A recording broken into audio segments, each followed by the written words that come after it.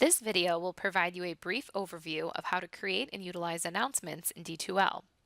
The Announcements tool enables you to create news items that help communicate course updates, changes, and new information to your users quickly.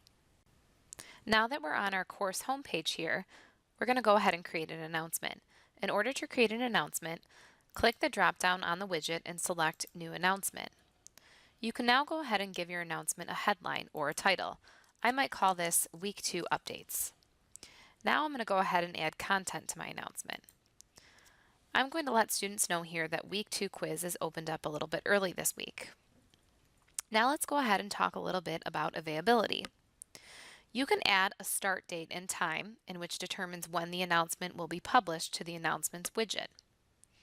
Please note that by default, the start date is set to publish the item immediately.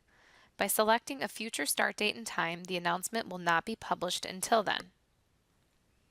You also have the option to remove an announcement on the specified end date by selecting the Remove Announcement Based on End Date checkbox here.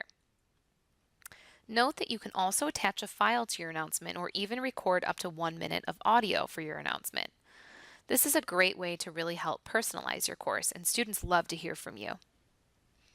There are also additional release conditions that you can add to future customize how your announcement is being released to students. When you are done with your announcement, be sure to click the blue Publish button. You also have the option to save your announcement as a draft. I'm going to click Publish. I also want to point out that once your announcement is published, you can always go back and edit your announcement if need be. Simply click the action menu to the right of your previously created announcement and click Edit.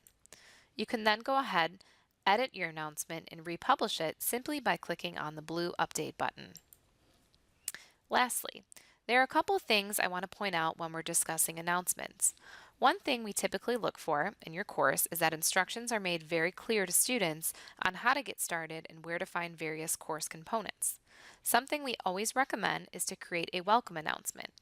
Within this announcement, you might say hello to your students, greet them to the class, and also we recommend that you link to your course syllabus and course information module. The course information module is something that we will be discussing at a later time in training. Remember, since Course Home or My Home is the first page students often see when they log in to access their courses, announcements are the best way to display important course information.